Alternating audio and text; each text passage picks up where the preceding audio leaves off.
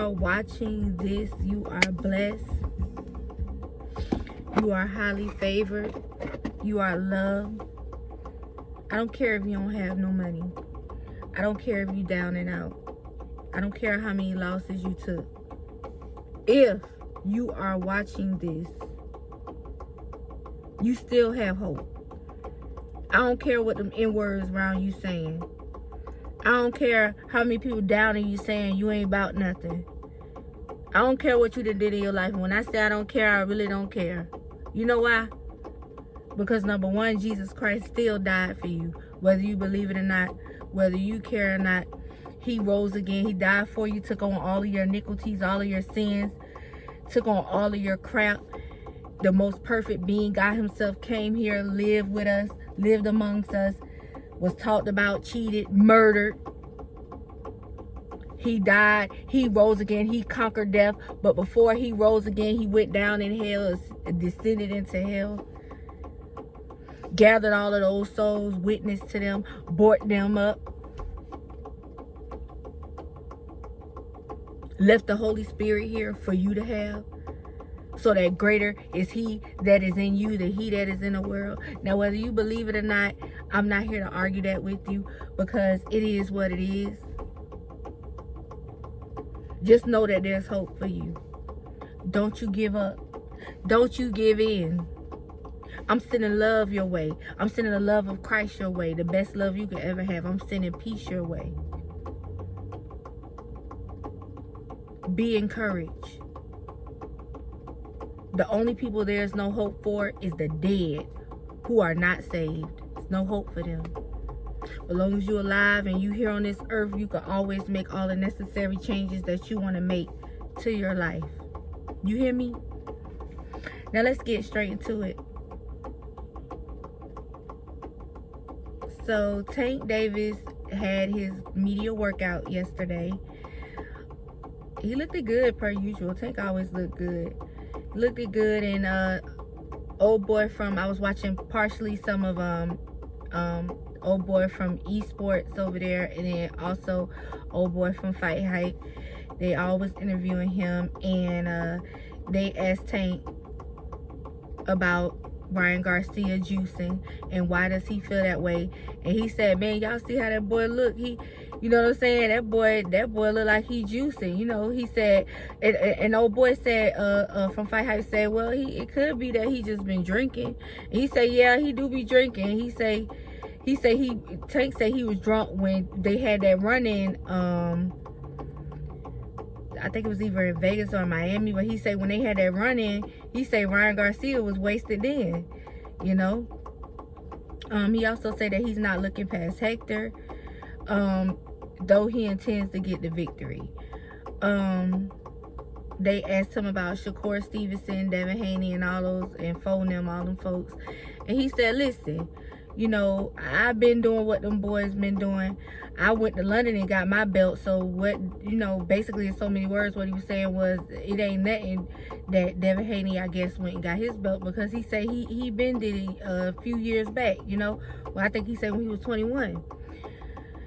And so, you know, he said that he is looking to retire and help young boxers come up, you know what I'm saying, and you know, help them in the sport of boxing. And I think that's dope. I think that that's really dope. I think that Tank is really maturing, because guess what, whether you ready to mature in life, at some point life going my children hate when I say mature.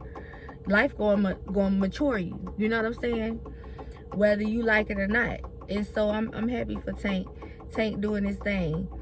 So fast forward, they interviewed Coach Calvin. My guy, I love Coach Calvin. I think Coach Calvin, shout out to Coach Calvin. Coach Calvin is who they loosely based Cuddy from The Wire off of, who had the boxing gym. Yeah, that's who they based it off of, Calvin Ford, Tank's coach. Yeah, so Calvin Ford get busy, used to get busy, still getting busy, but in another way, you know what I'm talking about? But they asked him about Tank retiring. He said, yeah, y'all want the young bull to boss forever. He said Tank got got ambitions and things he want to do in life, and he said he supported fully.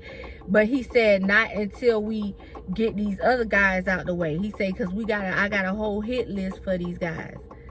You know, Calvin said he got a hit list for them boys. And he said they know who they is. He said all that chatty patty shit, let's fight. You know what I'm saying? He said he ain't with that chatty patty shit. You know, they coming at Calvin Ford finances. You know, I ain't gonna say who did that. I thought that was real nasty and dirty. I don't have like a male backing me in this shit, so I don't feel right speaking on men going at other men. So I'm gonna stay in my place as a woman, but I'm gonna just speak from a standpoint of right is right and wrong is wrong. It was wrong for that person from one of those other teams that's been going at Tank to speak on that man's finances, another man's finances. Number one, how you know? Number one, that's chatty patty shit. And number three, you're wrong. You know, where's the respect at? Where's the integrity in that? There is none. So, but anyway, Calvin Ford said they know who they is, all that chatty patty shit. We lining them up, we knocking them down, we want to fight. He said we gonna get Hector out the way. And he said he got a hit list. He said it's gonna go down. You know, they ain't running from no smoke. Also, I meant to throw in there that they asked Gervonta Tank Davis about fighting Frank Martin, and he said he'll fight. He said hell yeah, he'll fight Frank. He said Errol Spence gonna get that boy hurt though. All that capping him up and amping him up and all that. He say Errol gonna get that boy hurt. I like Frank Martin. I think he ready for whoever. You know what I'm saying? Even the likes of a Tank. So I like that type of talk. And Tank said he would fight him, no problem. He said he'll fight anybody. You know. And he said he just watched snippets of the fight. He didn't watch the whole thing, but he caught the highlights, which that was good enough for him to say, yeah, I'll fight him too. So moving on, we have Demetrius Andre, who had a interview with Fight Hype as well. And they asked him about his deal with either Showtime or PBC. They asked him, did he have a deal with either one of those companies? He did officiate that he has a fight-by-fight deal with PBC, and that because he is over there, he's looking to get the fights that he's been wanting. A few of them, he's looking to get those fights. And so they also asked him about Ryan Garcia, how he feel about Ryan Garcia not taking a tune-up.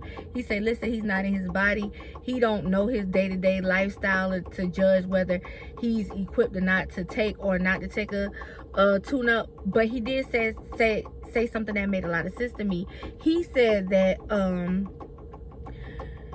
he's not really a big fan of tune-ups because guess what? You could get hurt in a tune-up. You could get hurt in a sparring match trying to get ready for the big fight. Why do that when you can put all that energy towards just getting ready for that tough fight you got coming? You know what I'm saying? So he said he's not a fan of the tune-ups.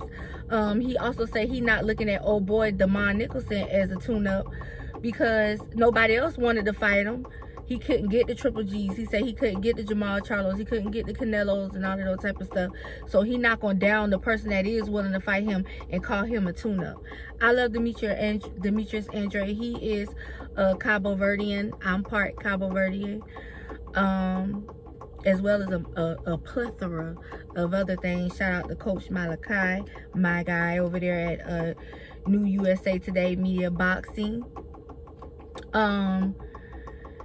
And shout out to Fight Hype too in esports over there. All those guys, I love those guys. You know what I'm saying? Blue Blood. I love all of even the ones who be getting on my nerves who I can't stand. Shout out to Champ Side. I ain't mad at nobody.